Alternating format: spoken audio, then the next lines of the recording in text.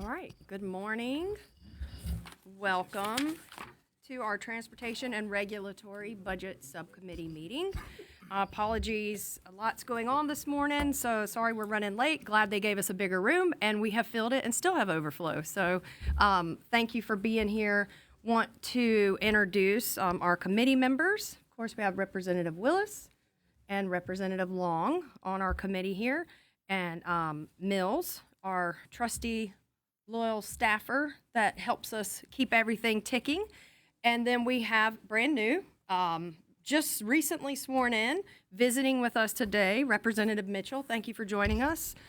We are going to get started. I think we have Department of Insurance up first. And thank you to everybody for letting us kind of tweak the agenda a little bit. I know you guys have another hearing coming up, so we want to get you guys started. And if you want to step up and just introduce your team, who you have with you here today, and give us your presentation. Sure. Thank you for the flexibility. We appreciate that. I'm Michael Wise, Director of the South Carolina Department of Insurance. We also have Tommy Watson, who is our Deputy over Administration.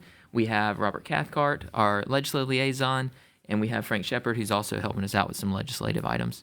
Well, I'll kind of give some backstory, some reason behind why we're asking for what we're asking for, and I'm happy to go into further detail as you'd like. So, of course, insurance rates are a big concern right now. We've seen premiums go up in South Carolina across the country, and so the House had an insurance rate review ad hoc committee under LCI over the summer and into the fall. And so we worked with that committee a lot, did a lot of testimony, got a lot of good feedback on things, were able to educate and provide good information. And so we heard a lot of perspectives there. And then we also went through oversight this year in the House, so the Government Efficiency and Legislative Oversight Committee. And that was another good process where we got good feedback and some different perspectives on things. And so based on that, we crafted a budget proposal towards the end of the summer and submitted that, and that's what we have before us. I will note that the Insurance Ad Hoc Committee, their Bill 4817 that came out of that, we were not aware of what exactly was going to be in there. We knew what some of the themes were likely to be, so our budget was crafted around that. So there were some different things in that legislation that we just didn't know for sure what was going to be in it. So with that as a background, some themes of our request. First of all, we're asking for basically two items. One is a recurring $5.15 million from the general fund for state appropriations, and then and that would support 14 FTEs, and then another $342,000 in earned authority to support 3 FTEs, and I'll break out what that is. So insurance fraud was a big topic of conversation over the summer. Essentially, it's a major issue. It also puts upward pressure on insurance premiums that end consumers pay. It also creates dangerous situations through things like staged auto accidents. There are issues from a health insurance side as well. It runs the gamut. But we got a lot of feedback that there was a desire to increase what we're able to do and our resources to fight insurance fraud in our state. And so currently, insurance fraud is housed at the DOI through an MOU among SLED, the AG's office, and the Department of Insurance. So the prosecutors are DOI employees. They are assistant attorneys general. And then we have SLED agents that do the investigation. The SLED agents are housed in the office with our prosecutors. There is legislation that 4817 would codify this MOU and bring the insurance fraud prosecution wing to the DOI permanently. And then SLED would continue to support from an investigative standpoint. So with our budget request, we are requesting 6 additional FTEs from a prosecutorial standpoint. That would be attorneys as well as support staff. And it would also include money to pay SLED for the services of their agents that are dedicated solely to insurance fraud. And so it would add an additional 9 agents and 1 lieutenant to oversee them, so 10 total FTEs. So whenever we say 17 FTEs that this would support, it would support an additional 10 for SLED specifically. So that would be 27, just to add perspective there. So additionally, we're asking for some FTEs to support our outreach and education efforts. A lot of what we've heard over the summer and the fall with these committees is how do you get the word out? And we've started some of those processes. We've increased the number of outreach events that we've done. I think 2023 we had 20-something outreach events throughout the state, and then in 2024 we were at about 50, and then last year I think we had about 78. We've moved staff internally from other positions as people have left through attrition. We've repurposed those FTEs to support outreach efforts to get the word out that we exist, that we're here to serve consumers and protect them, educate them on insurance so that they can make good, sound decisions. We don't advise them per se, but we give them information to help them make good decisions. So that's another area. And then another thing that was recurring was a theme of data. So research, analytics, things of that nature. We repurposed a position to a statistician position to do research and data analytics this year. And I think we made a hire for that within the last week or so. But we'd like to have an entire unit so that we're able to respond to requests from stakeholders like the General Assembly and others, and so that we can make good data-driven decisions from an insurance regulatory policy standpoint, and again, to support legislative concerns as well. And so those would be the majority of those remaining FTEs, and then there would be 3 that would be for our captives area. That would be the part where we're not asking for additional money, just the authority to use to hire and those FTEs to put in place. And our captives, just as background, so captives would be insurance companies. So if you have a very large company, I give the example of Walmart because we're not affiliated with them, but if Walmart said, you know what, we pay a lot for workers' compensation, for liability insurance, all these things, what if we cut out the middleman and we had our own insurance company that serviced all of our risks? Whenever you have enough scale, you can do that and save money, and you can tailor your policy accordingly and things of that nature. And so different states compete for captives to be domiciled. We are one of the top domiciliaries in the country. Vermont is number 1, admittedly. They started 20 years before anybody else did, but we view ourselves as right there at number 2 right now. We're gunning for them. But so we have a very successful unit, and so we would like to support that better with 3 additional FTEs to have more resources along those lines. And so there was legislation passed last year that allowed us to retain more of the funds that we collect through fees. And so that's what would support those 3 FTEs. So that's it in a nutshell. We have them broken up into 2 priorities. Oh, and there's one other thing. But 2 priorities. Priority 1 is the insurance fraud division. Priority 2 is everything else. And there is an element going through oversight. We were asked about our actuaries and how much they make. In the private sector, actuaries make very large amounts of money typically. Actuarial salaries may be anywhere for a fully credentialed actuary from $200,000 to $400,000 base salary. In the private sector, we currently are well below the market, and we have trouble retaining and also recruiting actuaries. And so in this budget request is, based on some recommendations from oversight, an increase to what we would pay those actuaries and be able to pay for their services internally. We can use consultants, but honestly, it's better to have them internally. I can walk down the hall and say, I need you to work on this now. And that's always helpful, or get their thoughts on something as opposed to reaching out to a consultant. And so that is an element of this as well. So I know I went through it quickly. Happy to take any questions, delve into anything you'd like. Thank you.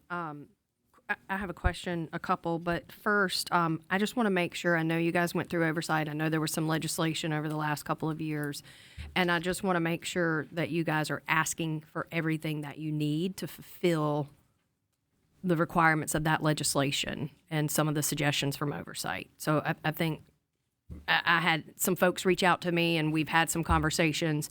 Are you comfortable where you are with the ask and making sure that you guys can fulfill those requirements? So whenever we saw the final language of 4817, we thought 1 or 2 FTEs additionally might be helpful to have. But I think other than that, this is it. This is the request. For now, I should say for fraud, there is a plan to have more phases of adding additional prosecutors and SLED agents. SLED has represented us. They were looking at 30 to 35 additional staff full-time. This would basically be the first third of that. And then for us, the head of our fraud division has mentioned that he would like, I think, 17 FTEs, and this is the first 6. Honestly, we don't have space to house everybody right now, so we figured it would make sense to do this in phases, and also looking at getting additional office space, and that's incorporated into this request in maybe Charleston and Greenville, because everybody's in Columbia right now, and it would be easier to investigate things if we had them spread out a little bit more throughout the state. Okay, so this may be phase 1, and you guys may come back next year or the following year to phase some of those new programs or FTEs in. For fraud specifically. Right, yes, right. Okay, perfect. Changing gears just a tad, I have a question. This has recently been brought to my attention. I've had several insurance agents and brokers calling me and asking about the wind pool. I am not sure what exactly is going on there. I'm not sure if this is impacting other counties other than Horry. Horry being a coastal county, we've got some zip codes that apparently have been removed, and people are having a very hard time getting coverage. Specifically the Conway, Aner area is where I have gotten some calls. I understand that, folks especially that reside in like an older mobile home are having a hard time obtaining wind coverage. In the past, all those areas in Horry County have been covered. Certainly they're a little further removed from the coast, but obviously if we have a hurricane, they're in that direct line. Do we know what's going on there? Is this impacting Georgetown, other coastal counties, other areas? This is a state thing, so somehow they've been removed by the state. Was that accident? Is there a plan to fix this? And it might be helpful if they call us because nothing's changed in the wind pool territory. It's defined by statute and not by zip code. So it's by landmarks, and we're happy to talk to them. It may be that some of them have reached out, and they have not been given clarification. So maybe we can get together afterwards, and you can give me a contact that they can reach out to specifically. We got some frustrated folks in Horry County trying to figure this out, and this is a new thing.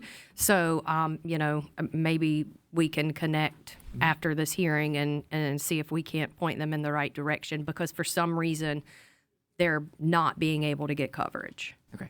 We're happy to talk about Thank you. that. Yes, ma'am. Okay, thank you. Questions from the committee? Representative Long. Thank you, Madam Chair. And thank you for laying this out for us. Just a few quick questions. It looks like you guys had like 17 vacant positions, and then we're looking to add more positions. But if you've got vacancies, are those like paper vacancies where you don't even have the funding to support those right now? Or, is this something that could potentially be allocated differently within your agency if you've got, essentially over 10% vacant right now? Sure. Good question. So essentially those are all being recruited for actively. It just takes a while to fill them. And so ever since COVID, we had more turnover. I think that's a national thing, not just us, but that's what that is. So we are actively recruiting every FTE that we have to fill them. And we're hesitant to move them over to something else right now because those are essential functions for those positions. Okay, thank you for clarifying that. And I mean, on the topic of trying to fill those roles, I mean, is that like a pay structure issue that potentially would need to be looked at? Like, are we not offering enough pay to get good people? Is that why we're seeing some turnover? So historically, that has been the case. We've gone through some salary studies and done things to increase that. So we've increased a lot of our minimums for our analyst positions. And we also have just these niche positions. So we're the only people that employ these particular positions in the entire state. And so a lot of times what we have to do is grow our own. So we'll find, particularly for analysts that maybe review rate filings or review insurance company financials, it's hard to find people that have direct experience.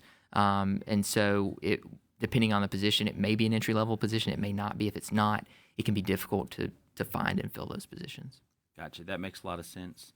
And Chairlady Crawford mentioned about issues with, people potentially calling Department of Insurance and not getting, responses. What's like your consumer, your public front end kind of stuff look like when somebody's got an issue and they call you guys up? I mean, it sounds like there's people across the state, and certainly we've all heard about insurance issues that people have. I mean, is there like a process in place for how, consumer complaints are handled? Absolutely. So I think last year we had about 4,500 consumer complaints. We fielded about 14 or 15,000 consumer calls. The ones that were not complaining, we just had questions about different things. And so we have a call center. And so you call and you talk to a person, and you can lay out your concerns. You can ask questions. And if you need to file a complaint, we'll walk you through that process. We have an online portal, and then we work those as they come in. There's a set guideline on how long companies have to respond to a complaint. So if an insurance consumer says, hey, I've got an issue with this company, I want to file a complaint, they file it. And then I think it's 7 days that the insurance carrier has to respond to that. and then we talk to the consumer and say, this is what they said, and there may be some more back and forth. And ultimately, we can't make everything that everybody wants happen, but we can help them through that process and talk to them about options and educate them along the way. And then if there is an issue, we make sure it's corrected. Okay, that's great to know. And I don't know if you guys potentially need more staffing there. I'm all about, tackling fraud, but it also seems like a lot of people, for lack of a better word, kind of get a runaround from the insurance companies. I mean, they're trying to avoid paying claims or, mitigate what they're having to pay out. But, that means that we have constituents that, have needs, whether they're, property needs with vehicles or homes, but also, health-related needs from accidents, things like that aren't getting paid out in a timely manner, and they feel like they're getting a runaround. So I don't know if there's potentially education component with the public, like you mentioned, or maybe it's a staffing thing where if you guys have a tremendous volume of complaints of some support there. But insurance is a big issue right now, and certainly that's why they've had the ad hoc committee to address it. But it's just what I hear from my constituents is they just don't feel like they've got a voice when it comes to handling things with insurance companies. Well, please feel free to send them our way. That's what we do. If they're having an issue, they can call us, and anything that we can do to help, we will. Okay. Thank you so much. That's great. Representative Willis. Thank you for being here today. As we all know that Hurricane Helene affected our whole state, and I represent the upstate in Greenville and Lawrence counties. And have you had many complaints or many concerns from people where their claims have not been taken care of in a timely fashion? I know that we've had so much debris and trees, for example, the cost of a tree removal, it seemed like people were where a tree would be maybe $3,000 to remove, and all of a sudden someone comes. I personally had some trees fall on my house, and the first man gave me a quote of $3,200 to move these trees that were this big. Then I went with the person that the insurance company suggested I use, and his cost was like $12,000. And so, do you feel like we have are closing that horrible event that we had, or do you feel like insurance companies are meeting the needs of our citizens? Do you feel like there's some closure to that? Sure, good question. So for background, I think there were about 140,000 insurance claims from Hurricane Helene. Obviously, those are not coastal, so you had people that weren't used to hurricanes, and there was a lot of education that went with that. We did a lot of outreach events, boots on the ground. We brought in the insurance industry. We had good response from consumers to come in and meet with people in Home Depot parking lots and places like that in Greenville, Spartanburg, and Aiken. And so we heard a lot of things, and we saw a lot of good happen. Out of those, we got about 300 complaints, I think, for Hurricane Helene, and they were claims-based. And whenever we looked into those, I think as far as compliance issues go, about a tenth of those were what we would call valid, meaning that there was an issue where we could see that the insurance company had done something wrong. Sometimes it's human error, right? Things happen, but we're able to work and get those rectified. But there are some claims that take a long time. So we have some that are outstanding, and not everything is perfect, and there were some mistakes that have been made, and we're working to rectify that and make sure that the companies do the things that they're supposed to be doing. But there have been some really difficult stories that come out of that. Thank you. Yes, it was quite a turn of events, being a coastal person myself and having my friends in the upstate and the Midlands and other areas. We were calling to check on them after the storm as opposed to them usually calling to check on us after the storm. So thank you guys for that. I know a lot of heavy lifting and work there, and I'm glad that we are recovering and on the verge of that. Any other questions? I have just one Yeah, sure. follow that a little bit. Representative Willis. More of a discussion. Personally, we just moved back into our home. Our home was destroyed during the hurricane, and we just moved in the week of Thanksgiving. And we've had a good experience with State Farm. It's been a good experience. But it's amazing to me how many constituents that I have had reach out to me, which is a handful, but still, is where people are going online and they're choosing insurance companies that really have no connection to here, or they don't have a face-to-face agent. My agent lives in my neighborhood and was at my house that morning because he was going to his office and stopped by and saw that our house was crushed.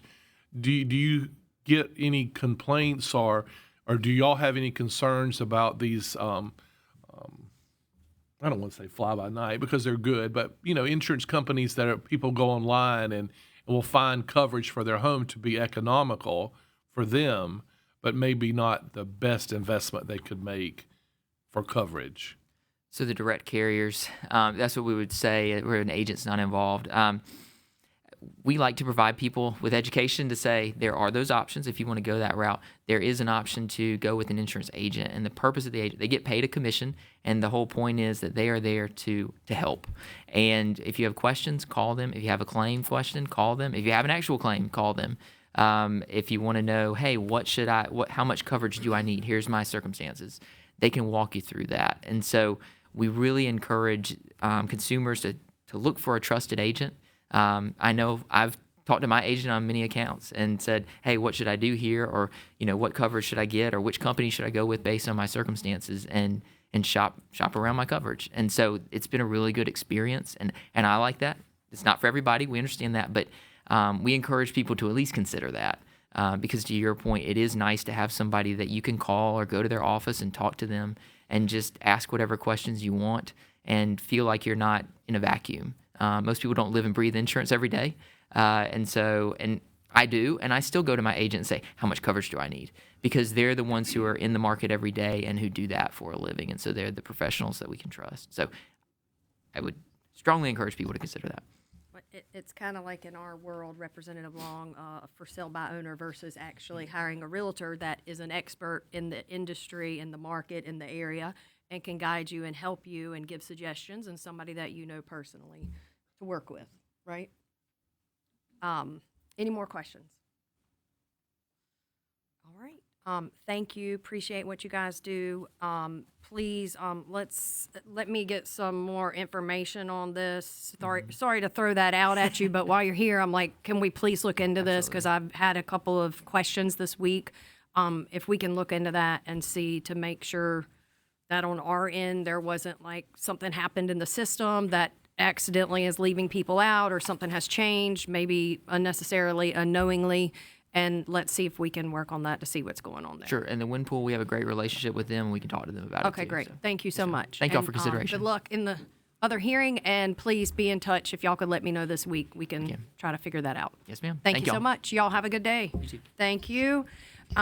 We'll give everybody just a minute, and thank you for everybody's patience and flexibility. We are actually going to have Department of Transportation present. They also have another hearing, so apologies. Thank y'all for understanding. Lots going on. It's the second week of session, so lots of meetings, budget hearings, and all kinds of stuff. So, Secretary Powell, here we are again. I think we've had 12, 13, 14, 20, 30 meetings. We have followed you, or you have followed us. We have all traveled around the state for the last 9 months or so. Representative Willis and Representative Long have served on the Transportation Modernization DOT Ad Hoc Committee that the Speaker set up and asked all of us to serve on. I've had the privilege to co-chair that with Chair Lady Erickson, and so you have seen us a lot lately. So we are very aware of what is going on in that world and some of your asks, but thank you for being here today and giving us your presentation. Please introduce your team that you have with you today. First of all, I'm glad that y'all aren't tired of me yet. Not yet. But a couple folks from our team, you all know Ted as being the resource in the lobby for y'all here as well. Our key members of our finance team who really did the hard work into this, our Deputy Secretary for Finance Administration, Carl McCautry, our Chief Administrative Officer, Maggie Hendry, and then our Chief of Financial Planning, his team does Quincy Swigert, who does all this work on this. So if you're okay, we have a PowerPoint presentation that's been included in your materials. Since we've been through modernization, I'll hit on many of the key points that we say at every one of those meetings, but I'll kind of breeze through them and then move through kind of into the specific asks that we have. So if you move ahead past the slide that has the team on it as the takeaway, and y'all have heard me say this in the modernization hearings, is that what we were asked to do back in 2017 was to start putting the system back into a state of good repair, to start catching up on over 30 years of deferred maintenance on the state highway system. And we have moved forward and we have executed with those funds to the plans that we had been asked to do. I think what we all know is South Carolina has dramatically changed in that intervening 9 years in terms of not only the inflation that we have seen across not only in our industry but every other industry in the country, but also the phenomenal rate of growth that South Carolina has seen. We were at just 5 million people back in 2020. We're now at 5.5 million. I'll talk a little bit more about it, but I would say the state anticipates being at 6.5 million by 2040. On the next slide here is a summary of our 10-year plan. So one of the requirements that the General Assembly put out for us back in 2017 was that we needed to have a performance-based system measuring the outcomes and what we've done. And we focused on 4 key areas. First, rural road safety. We had, I think that's an important point to make, the nation's deadliest rural roads. Because of this program, because of enforcement from our partners, Department of Public Safety, we have moved down that list. We put out over 1,200 miles of projects across the state, and this is actually a little data. We just had an update of it. We updated where projects have happened and kind of the before and after. We now see a 30% decrease in fatal and serious injury crashes. Paving, we've gotten nearly a quarter of the state highway system under contract for paving. That has been focused on primaries and the interstates primarily, secondary system, the smaller investment amounts. But if you remember, primaries and interstates are where 80% of the state's traffic are day in, day out. Obviously, still have a long ways to go on that front with the 41,000-mile system, the 4th largest in the country that we are asked to maintain. Substantially bigger than what our partners in Georgia have at 17,000 and Florida at 12,000-mile system. Bridges, continued area, and I'll talk more about that, but when we started the 10-year plan, we set out a goal of 465 bridges. With 8 years in, we're now at 464 bridges, and we're making good progress on that, and I'll talk a little bit more about it. And then our work on our interstate system, obviously 128 miles worth of work happening basically in every corner of South Carolina. Right now, heavy focus on I-26, I-95, and untangling Malfunction Junction into Carolina Crossroads. Our next slide, and for the committee members, you've seen this slide before.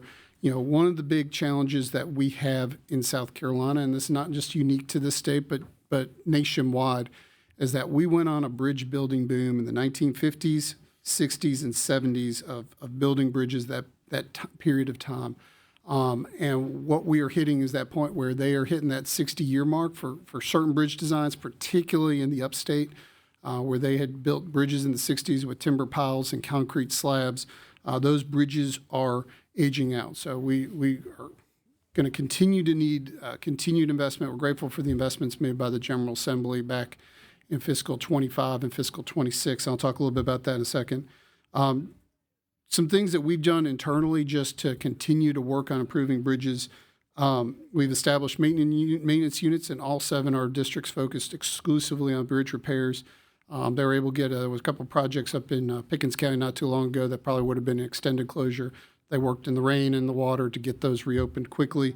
We just got approved from Federal Highways new standards for bridges, so hopefully we can get more common sense into it and so be able to produce more bridges faster with less impacts in terms of right-of-way that slow us down. And then just kind of some statistics. You know, I had been saying we have about 80 closed bridges. Back in November, we had 82 closed bridges. We are now down to 74 closed bridges. In November, we had 724 bridges that were low post, so we moved that down to 701. So the trend is moving in the right direction right now.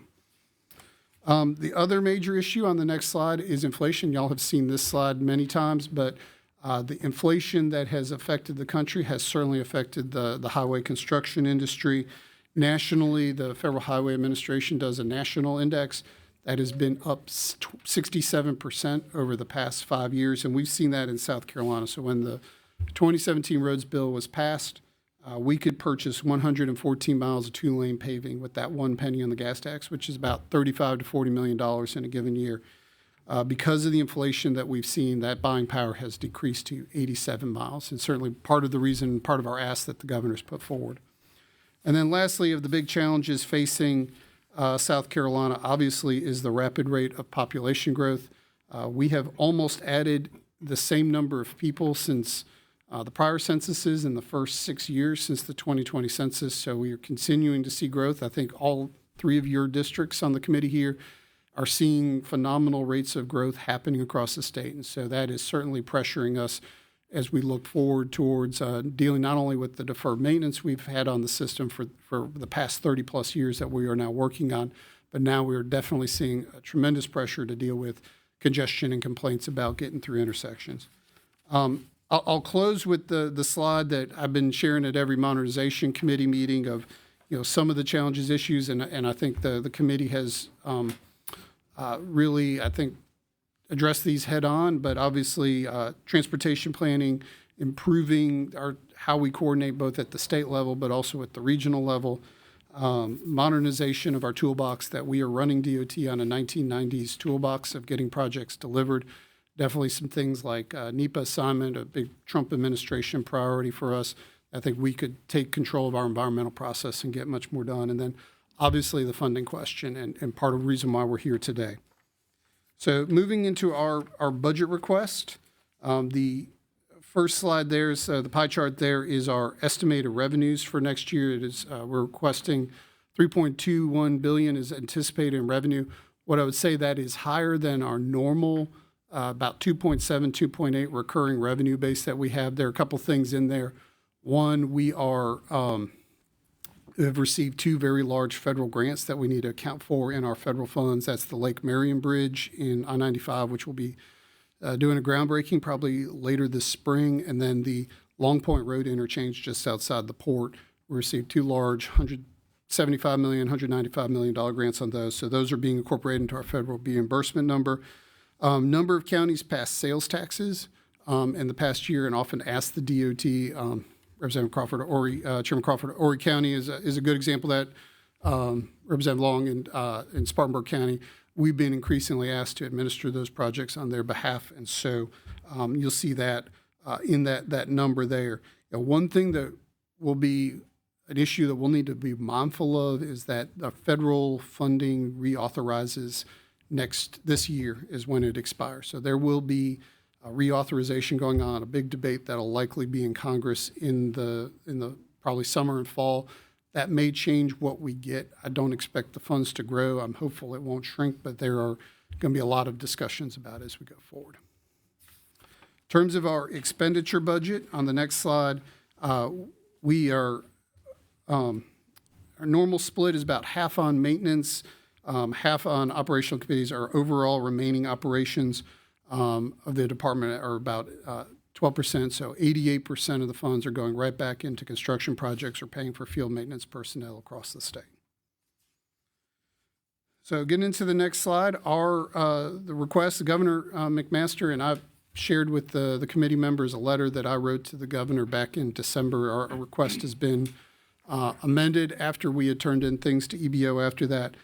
Governor has proposed a number of things in his executive budget, including funding for the Department of Transportation. They really fall into two categories. First is $400 million in non-recurring funding and $100 million in recurring funding for bridge projects across South Carolina. I've talked about that aging bridge inventory that we have. So this will start helping us address those closures and postings and accelerate those projects.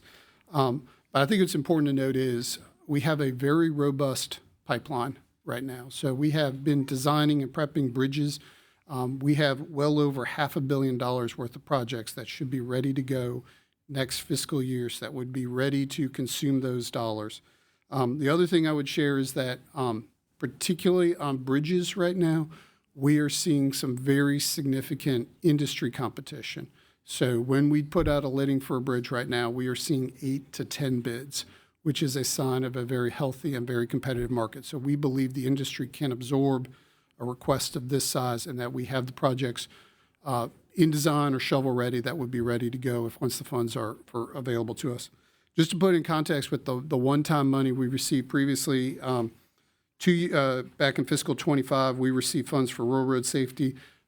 Everything that was allocated to us, we have programmed and contracted to projects. Those are paying out right now. Same thing with the bridge funds that we received in fiscal 25. We have programmed that $200 million. We do not get access unto the $200 million that was programmed in the current year's budget until February 28th. There was a change with waiting for the closeout with the year. Once we get that money distributed to us from the CG's office, we'll immediately start putting projects out and assigning them to projects. Second major request is from the governor is for $600 million for our interstate programs. As I mentioned, we have huge projects all happening across the state of South Carolina right now. We have just wrapping up the first two phases of Carolina Crossroads Malfunction Junction here.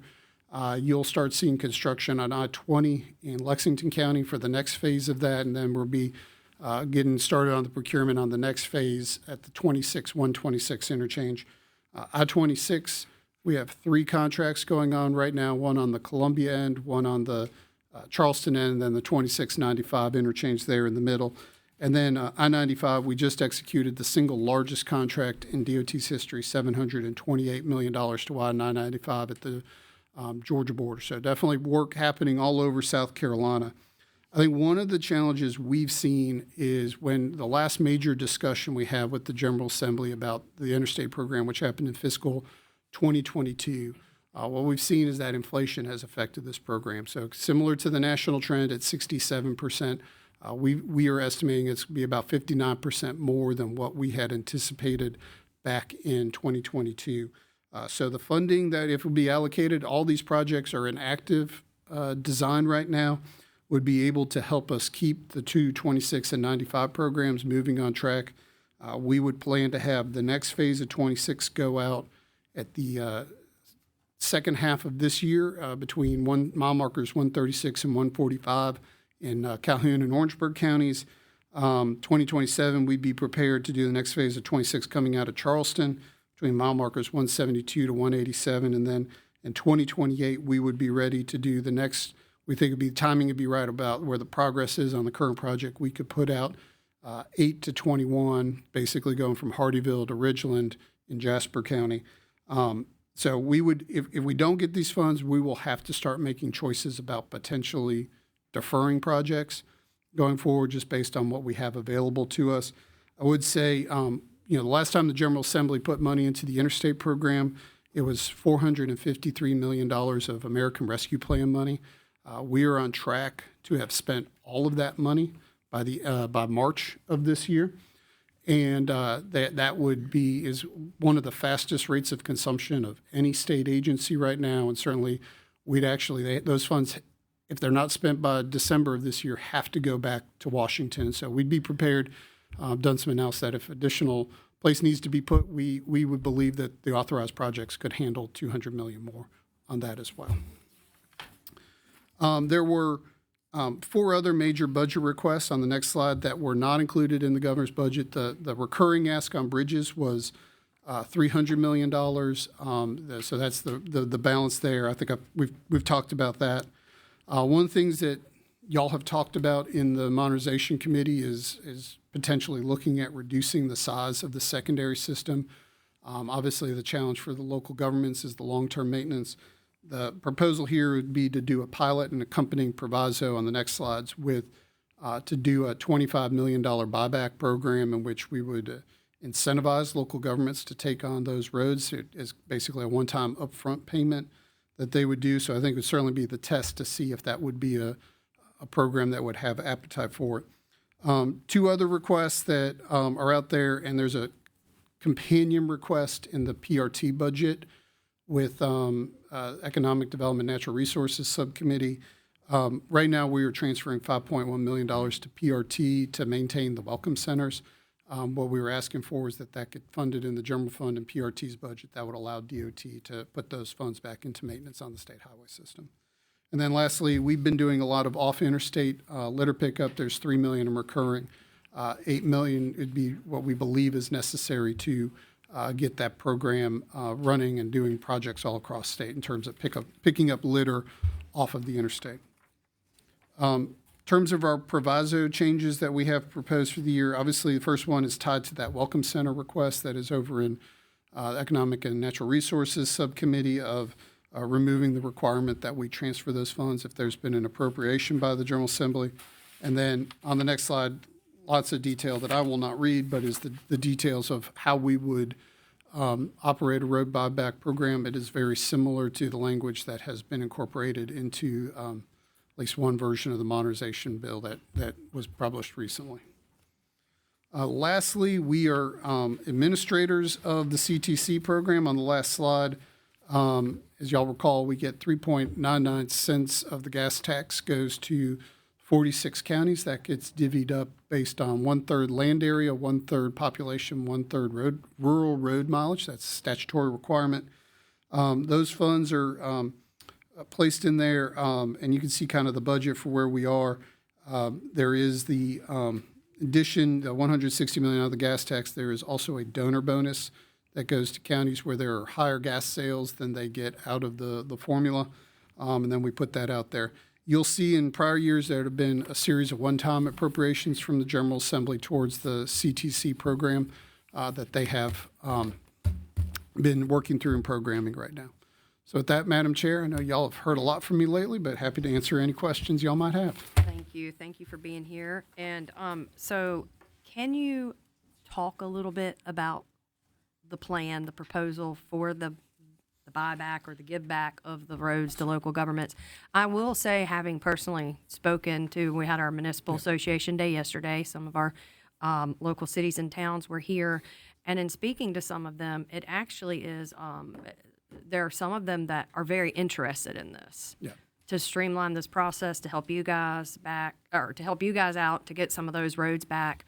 Can you maybe just walk us through what that might look like a little bit? The department attempted something similar about 6-7 years ago, much smaller amount of money. The challenge was, I don't think the department defined what roads it was willing to surplus, for lack of a better term.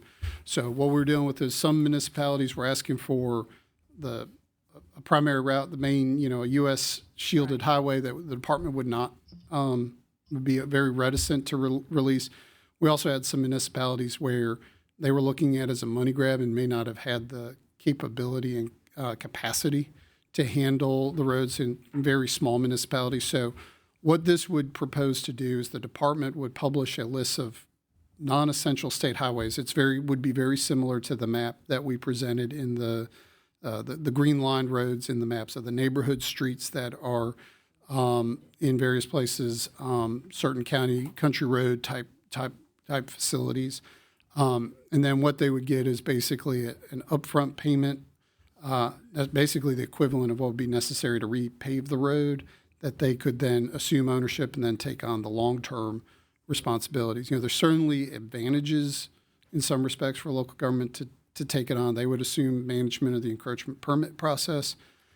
They would also, sometimes they want to do things on traffic control of adding speed humps or lowering speed limits that we're looking at maintaining a uniform system across the state on the state highway system. And so certainly could give them that flexibility to do things that they feel are appropriate for their local community. Thank you. So local residential roads, you said country roads. I mean, there's a lot of roads that people probably don't even realize that are like in a neighborhood or a very residential area that are state roads. We're not talking Highway 17, 501. No, what we're talking about, there were a lot of roads, and it wasn't until the commission capped it in the early 1990s. There are a lot of roads, particularly in subdivisions built in the 50s, 60s, and 70s, where the state, when the developer was done building it, the state took over it. I mean, Forest Acres is almost all state highways is a good example. And I would say in each one of your districts, in certain parts of Conway, near your district, certain parts of Fountain Inn, obviously certain parts of Spartanburg where you have that issue. Well, I know throughout our ad hoc committee, this is certainly one of the big hurdles that we've identified is inventory. Yeah. Having the country's fourth largest road system, obviously not being the fourth largest state.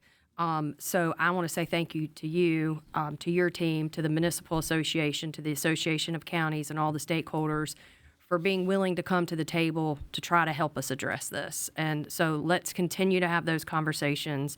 This is a huge issue that we've identified, and we really need to work on that. So thanks to all of you. I know municipal associations here, Association of Counties floating around somewhere too. So thank y'all. Let's continue to have those conversations. That's a big a big issue for us that we need to work on, continue to, and find a way to help local governments, but to help the state and us all work together for the greater good. So thank you for that.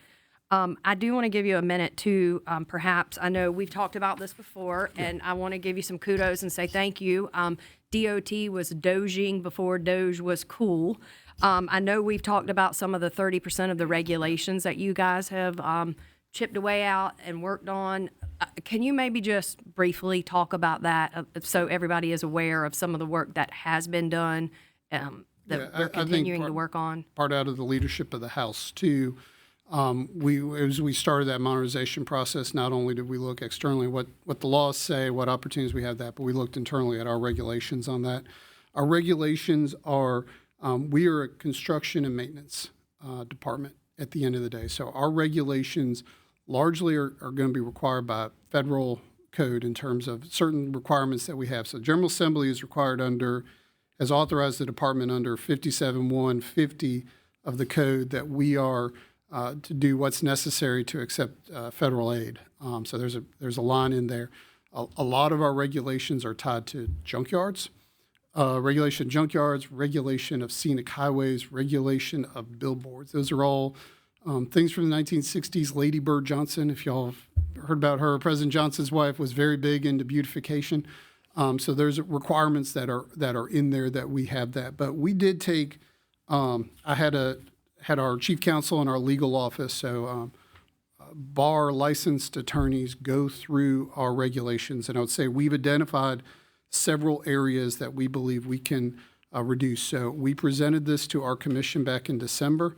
The notice of intent to file regulations was filed on December 28th, and when the state register comes out for this month, at the end of this month, we'll have the full text of it, but I'm happy to share a couple of things that we have in there: elimination of driveway regulations, and erosion control regulations. Those have been superseded by state law. There were data regulations needed to get off the books. There was a requirement on tandem trailers. We've worked closely with DPS to determine if that needs to stay in the regulations, and they were not relying upon it for their enforcement of trucking when they're doing their enforcement of motor carriers. If you saw, Governor McMaster issued a executive order back in December related to the Disadvantaged Business Enterprise Program. Sean Duffy, President Trump's Secretary of Transportation, also issued regulations related to disadvantaged business enterprises on the federal level that remove the requirements to consider race and sex in those. So there is a repeal of those regulations wholesale out of there. And then there was a fairly punitive regulation, I would say, related to bus shelters that we had in there that were just putting on much higher standards than we do for anybody else that's wanting to get into the right-of-way municipality. So those were put out there. Obviously, we'll continue to look at it. This initial effort spurred another review of it, and we will continue to work on this as an area, again, streamline where we can, and again, doing the same thing within our internal policies and procedures as well. Thank you. Questions from the committee? Representative, who wants to go first? Representative Long. Thank you, Madam Chair.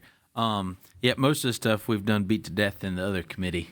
But I do see the CTC budget, and I guess unexpended funds that the counties have dedicated to them just kind of rolls over year to year. And I've heard that there's a substantial amount of funds in various counties that aren't being invested into projects. Is it accurate that there's money sitting out there? So what I would say is, there's a requirement in state law that basically a CTC cannot carry an unobligated balance. So basically not committed to a project balance of no more than 300% than its annual allocation. So we go through and we work to make sure there's compliance with that. Y'all received on the first day of session our annually required CTC report. So it has all of the projects every single CTC does, beginning balance, program balance, ending balance from there. There are some, particularly with those big slugs of money, that have still balances to program. Again, it varies. I don't have the number off the top of my head, but some counties have been very aggressive, committees have been very aggressive in programs, some not as, but it has been That all of that is presented in that chart in that big book. I'm happy to put it out there and if there's particular counties you want me to look at, I'm happy to find it for you. Okay. Yeah, because I was just thinking that if you've got counties that aren't spending the money, maybe it needs to be deployed elsewhere where it would be spent. Besides that, I don't think I have any questions. Like I said, we've already beat everything to death in the other committee. Thank you. Representative Willis. Thank you for being here. And as Representative Long said, I think that since the three of us have followed you and you followed us all over the state over the last, say, 9 months, we feel like we've heard a lot and you've shared a lot. One thing that I do remember, let me go back for just a minute. Living in the upstate, you're not always aware of what people's needs are, like when we were in Beaufort and we talked a lot about water and different things. So it was very beneficial for me personally to be able to travel through our state and hear the needs from different regions because we're not used to hearing a lot of those concerns. But one thing that was brought out was public transit. I just remember that was a big discussion. Is there anything in your budget or anything to address public transit? So the request in the budget is basically the current required, so it includes our federal funds that we are, we receive, which that's been programmed into the budget. And then statutorily, we're required to do 1/10 of 1 cent of the gas tax to go to transit programs that have been programmed in there. One of the things that we are doing right now, obviously, there have been a lot of changes and reorganizations that we are doing right now in that function. One of the things I've asked that team to do is to develop a state mass transit plan. So each region and each provider has to do it, but I think we've got to come up with what do we need to do on the state. To me, the most important thing is moving people to jobs and getting people into opportunity, not remove that barrier that we hear from the Department of Employment and Workforce that they don't do that. We're procuring that right now. So what I'm hopeful is that we can come up with a plan and then have a more targeted recommendation to the General Assembly from there.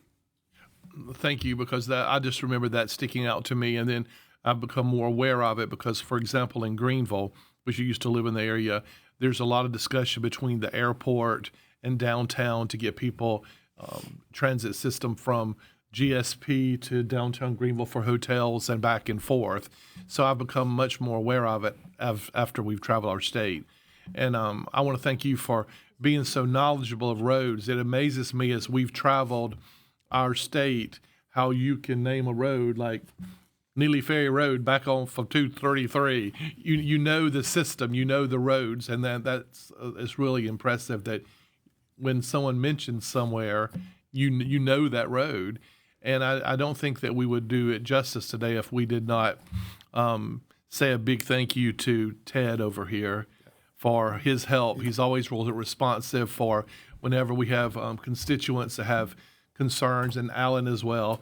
They're very, very helpful to us and go out of their way to meet and talk with people. And in my area, I'm very thankful for Brandon Wilson in the upstate. He does a tremendous job as well. And they're always very responsive. We're And that's very for blessed to have constituents. yeah. Those are the people who call us, and we're able to call and say, "Can you check this for somebody?" And they'll go to, like in Greenville County, for example. Brandon will go to that location. He's been to a lady's neighborhood and met with her because she wanted a turn lane outside of her neighborhood.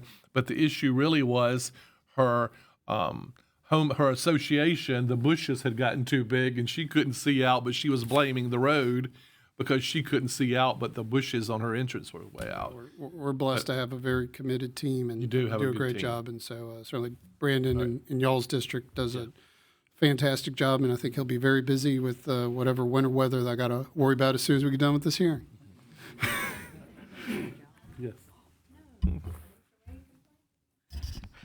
Thank you. I also want to echo thank you. Thank you to your team. Thank you all for being here. Thank you to Ted and Alan, whose phones I blow up daily. Thank you for always being accessible and responsive to not just us, but our constituents. Appreciate what you do.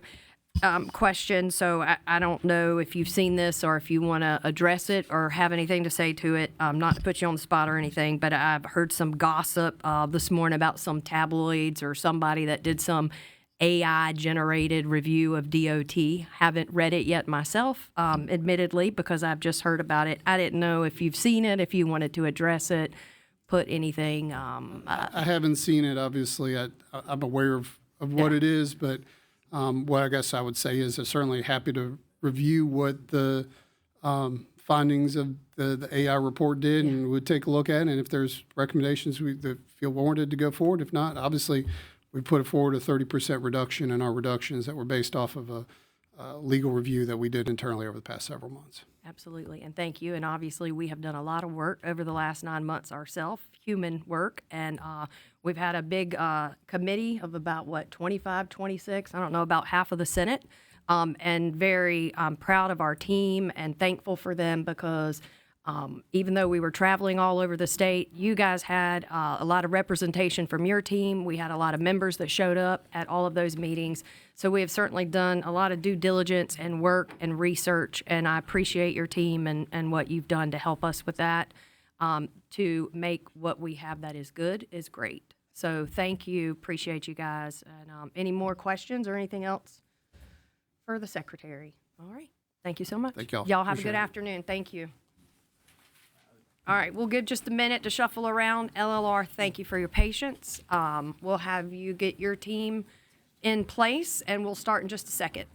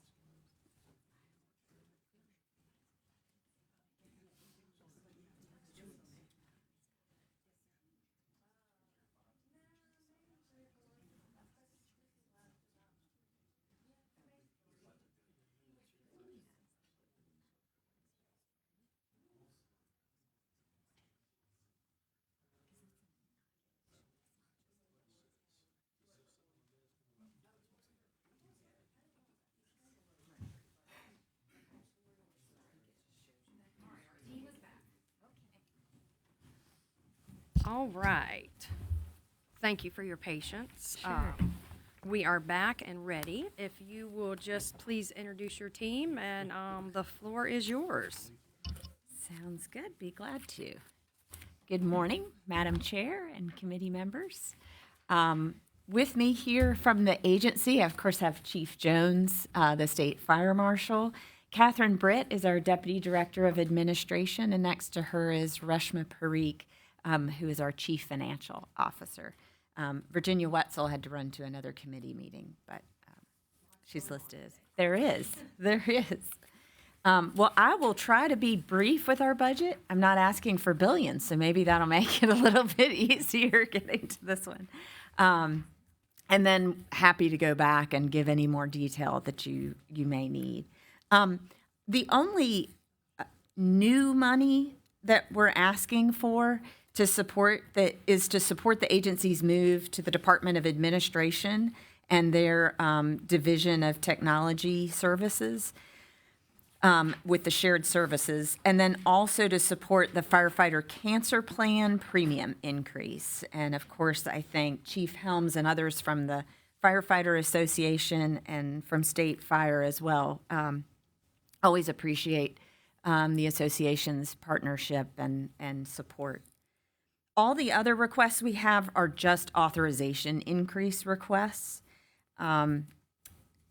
The ask related to the Department of Tech, the ask related to the shared services is really to help us with infrastructure and security so that we can concentrate on processing, development, et cetera. There is a lot that our own internal division of technology and security does for our agency that I'd venture to say in a lot of agencies, they don't have that same level of internal agency developers, but almost all of our programs that our agency uses are written and maintained only with in-house developers. So we're not out there buying all these third-party contracts. These folks are doing all of that. I used to have the count of how many it was. It's a laundry list of the programs that they maintain for us, but the primary ones are those that help with our licensing system, our entire licensing and investigation disciplinary system, our e-service customer portal, where folks come to the agency to do licensing work, the Fire Academy's portal for the whole entire fire service uses, our e-commerce payment engine, et cetera. So there's a lot of internal systems that are maintained. So this shared services not only aligns with the statewide shared service initiative, but will free up our team to really be able to concentrate on that development and hopefully help us do even more advanced AI, other kind of software programs that are out there that we're concerned with doing here because they don't have the time to be able to check security constantly, which changes every day.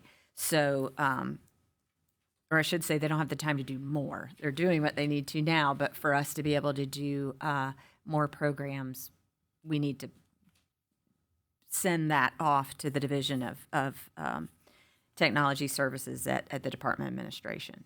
So that's just sort of a overlook of what we are asking for this time. I do want to note to the committee, we had to submit an amended budget in December 2025. So I do have two asks in our budget that were not presented to EBO and are not included in the governor's budget. They were aware of those asks and understand them. It just came later. So the rest of our asks were included in the governor's budget. So the budget package you have from us, though, has the amended package. So just a quick, noting with the agency, of course, we're really divided into three primary programs: state fire, labor, and our division of licensing, professional and occupational licensing. Just touching on a couple of our accomplishments in that performance update with your slide that I want to highlight. For our professional occupational licensing division, we actually last year piloted an artificial intelligence tool with the nursing board to start with. I'm really excited about this tool. We've done it in conjunction with Department of Administration's artificial intelligence area to make sure that it's been approved. But when we have folks come to the agency to submit an initial license, lots of times there's things missing or things that aren't wrong or things that are wrong in the application so that our folks can't process it. And when it comes into the agency that way, we have a stack of licenses waiting to be processed. And if at the top of the license is something that's got things missing, we have to spend time notifying the licensee about those issues, whereas maybe your license application's down here and there's nothing wrong with it and would take us, barely any time to process and issue it. So this system is going to help us move that forward because it's online. If folks go online to submit their application, the system itself will tell them if they're missing something or if something's not correct, so that by the time our folks, the humans, receive the application, it's complete and full. I'm excited to see what progress that will give us for our turnaround time with licenses. But we piloted that last year and already moving it toward a number of boards this year.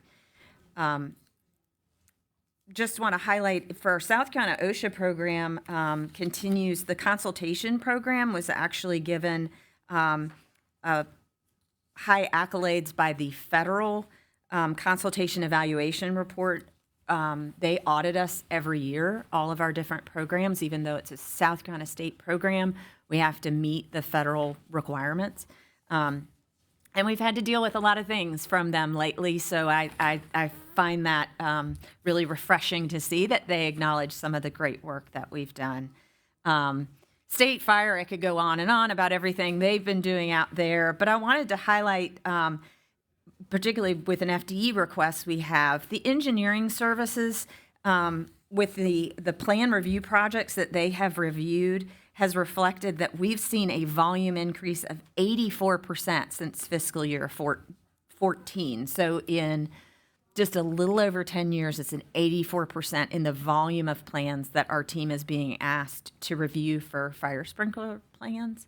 But we still are keeping it with a 14.5 day average, which is well below what the statute requires, which is 30 days. So that's really a great accomplishment by that engineering team.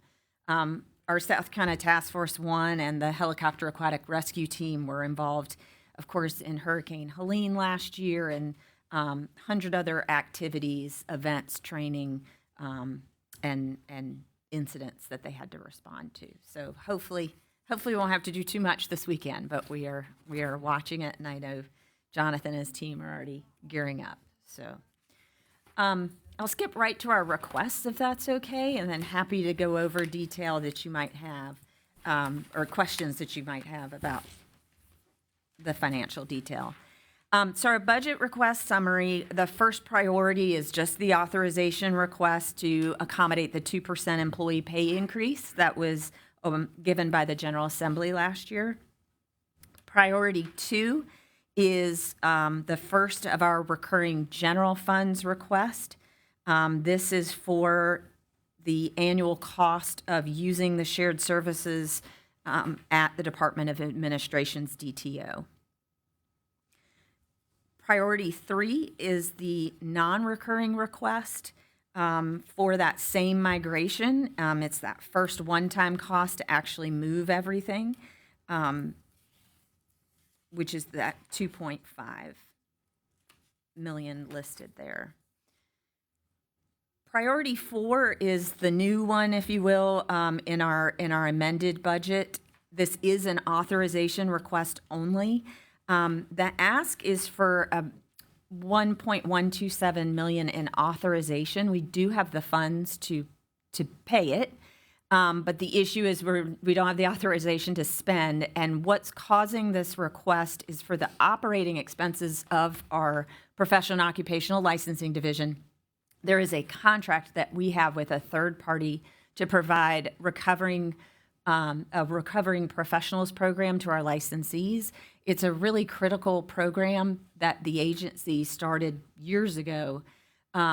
It gives help to licensees that may have addiction issues, mental health issues, things like that, They can go there voluntarily, or the boards can send licensees there to ensure that they are safe to practice. It's primarily healthcare, but we do have business boards that use it as well.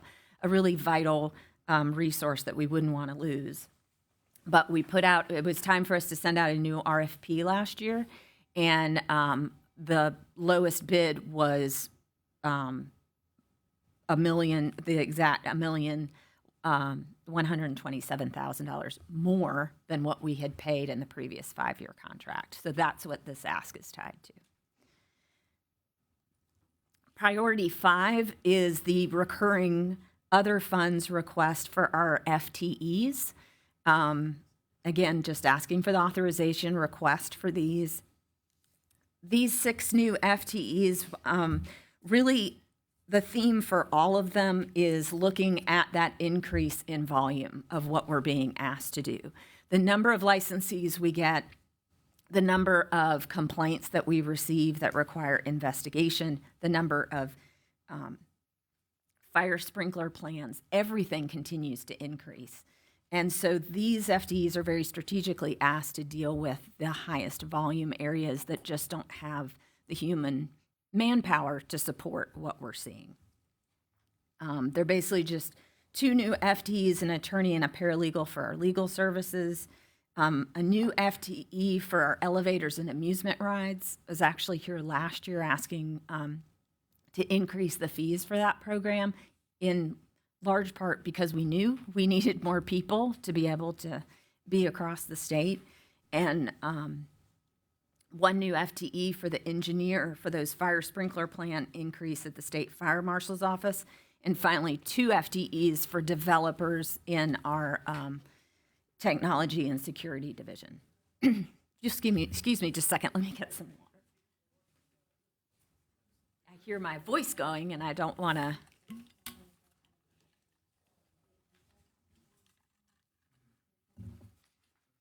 Okay, that's better. The last priority is priority 6, or second to last priority, excuse me. This is another one we're asking for actual funds, recurring general funds. For the firefighter cancer policy, this was by statute asked, y'all may recall the statute, and the state now provides the firefighter cancer insurance for all of our firefighters in the state. Through State Fire, we procure the insurance policy, and this ask is based on what we anticipate the premium increase to be. We have already completed the RFP. It is with the state's MMO who's sending out the bid, so hopefully we'll have the definite number here very soon, but it should be right around the $725,000 requested. And of course, if we find it's higher or lower, we will notify the General Assembly. The final request is another one that came with our amended budget in December, and this is also just an authorization increase. We have a special fund for education and research that is only for a select number of boards, but the authorization in our budget is only $200,000. There's money growing in there that we can't spend for these boards because of that authorization restriction, and the money that's spent out of this directly benefits licensees. This is to help with education plans. Engineers have been supporting basically a scholarship fund to help students take the final engineering exam when they finish their degree in college, things that are helping the licensee base or those that aspire to be in it. So this is just an ask for $300,000 more to be able to spend that money that's just sitting there that came from the licensees to begin with. So to be able to use that responsibly. That is it in a nutshell. I feel like I covered a lot very quickly, but I'm happy to go back and provide any detail or answer any questions you might have. Thank you. I have a question. Can we go back to, I think it's priority 2. I think it's the shared services. Yes. Is that the one where you mentioned there was a $500,000 increase in a previous contract that you had, or maybe was No, that that not the right one one? I actually- might have gotten. I might have gotten that mixed up. Which one was that? That was priority 4, Okay. where we're just Sorry. asking for the authorization for it because that contract's so much higher. Why is that contract that much higher from one year to the next? It's, I get everything's going up, but that seems like a pretty big increase for 1 year. It is, but it was a 5-year contract that we had before. So they bid out on it. Now it's been 6 years ago with the contract price we had before. And I think they quickly realized the third party is called the Recovering Professional Program. And it's, let's say it's a division or a subsidiary of LORADAC out in Lexington. But I think they quickly realized that even the original contract price wasn't enough. They had a lot of trouble keeping counselors on staff and hiring the right folks. We completely rewrote the way we asked for that program about 6 years ago, did an in-depth study, went and visited North Carolina to see what they had. So the requirements and terms are significantly different. We wanted them to have a medical director. We wanted them to have an appeal committee, to things that would help the patients, the folks that are there, to make sure that things were as fair as possible. Okay. We only had one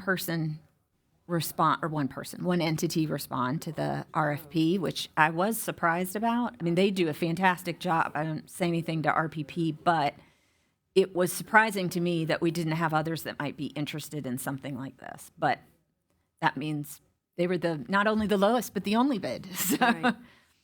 Okay, thank you. Thank you for that explanation. And so I was happy to hear in the request the firefighter cancer health care benefit plan discussion and request.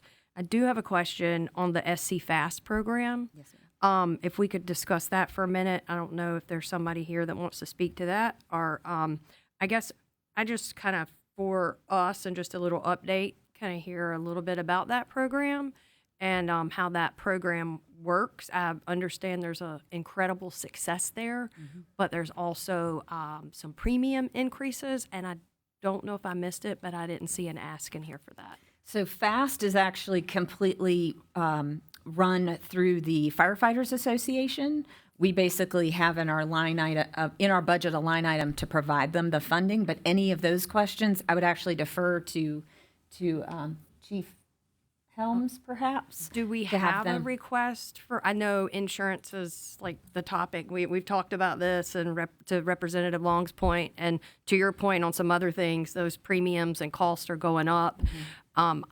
I hear from my firefighters, whom I very much appreciate at home, personally too, and around the state. I want to make sure we're taking care of these folks. And so I'm just, maybe we can just hear a little bit more about that program and what we can do to help there. Again, understanding that all of our premiums have gone up, and certainly with that program, getting these folks, sometimes I accidentally want to say fellas, but these folks, the fellas and ladies, getting them back to work, helping with this program, helping them through this program, and getting them back to work, it seems very important. So I just want to maybe hear a little bit about that so that I can kind of jog our memories and our committee members' memories, and I want to make sure we're funding that program.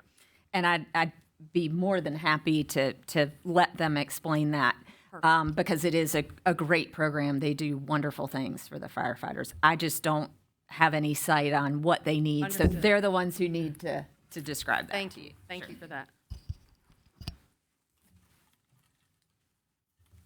Thank you, Madam Chair, for letting me speak, and for us to give you an opportunity for the committee to understand what SC FAST is. SC FAST stands for South Carolina Firefighter Assistance Support Team. It's a mental health program that was started around 2016 is when we really got up and running. It's been funded since that time frame, and it provides a lot of different levels of support for firefighters, also for EMS personnel, and for dispatchers through our part of the funding. We provide peer support, counseling, training so that the in-house fire department teams, peer teams around them can make initial contact, determine if they can help those folks through whatever they're dealing with. And then it goes to more of a state level perspective. We have a state level team. Our director back here in the back, Miss Patty Graham, she's the head of that program. We also have other volunteer folks that work with that support team as well that go out and give additional help. The insurance portion of it comes into play when they need to go for professional help to clinicians. That's where we refer them to certain clinicians that are part of the program. And we do help them through the cost benefit part of that insurance policy. We do manage that. It is, like Director Farr said, run through State Fire. As far as the money coming through back to us, we are looking to increase that due to a couple of different things. One is the premiums are going to rise. We're anticipating about a $90,000 increase in premiums. Our ask is a total of $287 is what we need, $287,082.62 if you want to get down to the dirty number of it. We're trying to be very careful and reflective of what we ask for. We're not inflating anything, but the bulk of that is the $90,000 increase in premiums. There is a request of part of that funding in the budgetary portion of that funding to provide some assistance for Patty. Patty's running ragged. She's one person managing a group of volunteer folks, and she is running from the upstate all the way down to the low country, back and forth and all about. She's constantly on the road. So we want to try to get another position, either two part-timers or a full-timer. That's about $50,000 of that ask. We have two programs that we were able to do, one this year with some support from a neighboring agency.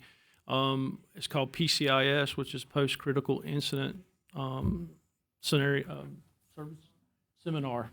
I want to say scenario because I'm so used to doing fire stuff. But it's a seminar where they bring people in and they go through and get down and dirty into what they're thinking and trying to help them cope with that. It also helps them build a pathway to prevent that. We want to do two more of those programs, and those are pretty expensive. So I think that was a $40,000 portion of that. So as you can see, the funding is very tight. We're not trying to ask for a lot. We're just trying to get that back to being whole. The last couple of years, the Firefighters Association has been able to cover the deficit that we have. With some other programs and things that we have going on, that money's starting to filter away. So we really need to get this program back to where it needs to be. I can tell you that in the first quarter, from our numbers, that in the first quarter of 25, I haven't gotten the final numbers on year 25, but we were able to peer contact. We had somewhere around right at 1,000 people that we were touching and talking to. We've had I don't want to call it a rash, but we've had a surge of suicide, potential suicides.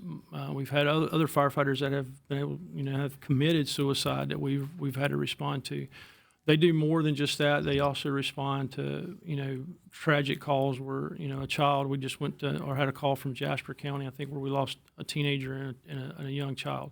They're there to talk to those firefighters, make sure that they're being supported both physically, mentally, and emotionally.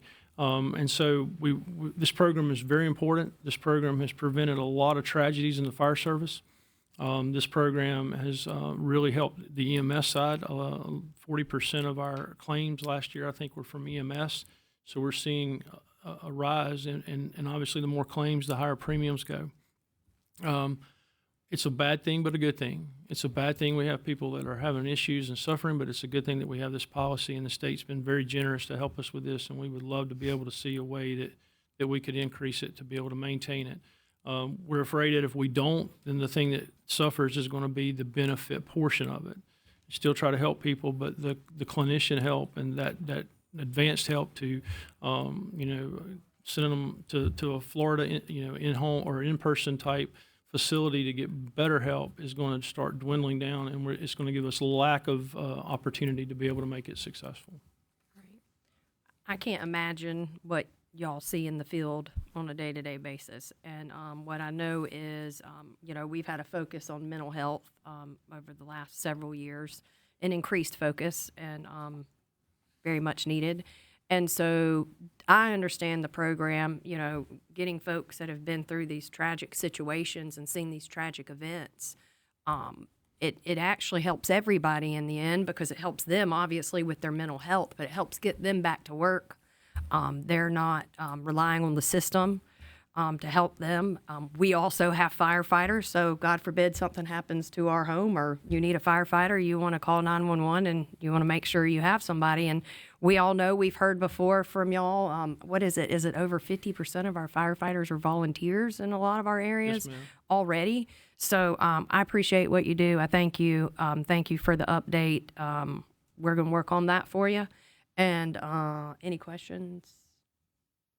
All right. Okay. Thank you. Yeah. Anything else for us or anything that you guys have? Or No, ma'am, we're here to answer any questions you have. thank you. Appreciate you. Thank you. Thank you. Stay safe out there. All right, Director Farr, any questions? I think where you were you had given us your priorities and presentation, I think, right? So any questions? I do want to, can I just, sorry, please. I think I misspoke before, just to clarify, the money that goes to the Firefighters Association, that's in a proviso that we have. So we Right. receive, okay. I think I said a line item before, so I just wanted to clarify that. Thank Okay, you. sorry, my apologies. Representative Long. Thank you, Madam Chair, and thank you for being here with us today. One of the most important issues to my constituents is immigration, and I know that that's largely a federal-related issue, but certainly there's room for the state to take action as well. And the impact of immigration is on crime. There's business and commerce-related things, including employment and workforce. Can you speak to the Immigration Compliance Office, kind of the work that's done there? Do you have the resources that you need on immigration compliance as it relates to licensing and regulation, or what additional support might you need? I'd actually really appreciate that question so I can brag on that area, actually, because we have made a lot of changes to it over the last couple of years to make it much more effective. So the immigration services area of LLR is actually limited to just making sure that employers use E-Verify. By statute, you're required to use E-Verify for any employee that you have to make sure that they can legally work in the country. And so what the program is set up to do is to audit employers to ensure that they are using that program. In the past, it was purely a paper system, and it just meant we would get a random sampling from due of the employers in our state. We'd send out a letter and they would respond, maybe. But if they didn't respond, we weren't doing anything to follow up. So now we are actually, we've got a better way to make sure that we're getting current employers from due through some processing changes and working with them. We also are making sure that if we don't hear a response, we follow up. And we're actually out in the field going to check, is it really closed down or is it open? The main point of that entire program, though, is just to get people compliant, make sure that they are, in fact, using that system. But the wonderful thing is the way we're doing it now, we've seen huge increases in compliance. And really those employers, I'll say 9.9 times out of 10, it is that they just don't know about it if they weren't doing it. And so we have been making sure that these employers are getting in compliance, which I think is a great kind of educational tool, if you will, that our state has. If we see any issues with it, we refer those to DPS that has an immigration division and SLED. So we work closely with them if we see anything, but we don't do any of the enforcement actions. Okay, thank you. That's really helpful to know, so I can relay that to my constituents. On the licensing front, are non-citizens getting occupational licenses in South Carolina? No, because by law, they have to have lawful presence, which is not just, it's a pretty complex issue for us. It goes through SAVE, which is the federal program, to make sure that someone, if you've got a work visa or whatever the case might be, that you have lawful presence in our state in order to receive the license. So they have to go through the SAVE program anytime they don't have citizenship, United States citizenship. So I should have mentioned that too, because our immigration services, that's a huge portion of what they do, as well as they receive all those run all those SAVE requests for the licensing boards. Okay, that's great to know. Thank So you. we better not be. Let's put it that way. It's our goal not to. That would be a problem. Do you have do you have the capacity with your staff to be able to manage everything related to those issues? We do. For now, yes, we do. Things got a little complicated, I will say, of the ways in which all the different documentation that people could have in order to be legally in the United States, which was different than having a lawful presence that let you work.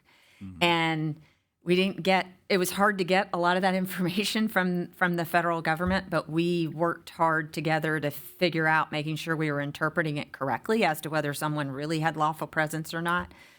Created some heartache for some folks who had always been licensed, and then we were saying, we can't renew your license until you get this fixed.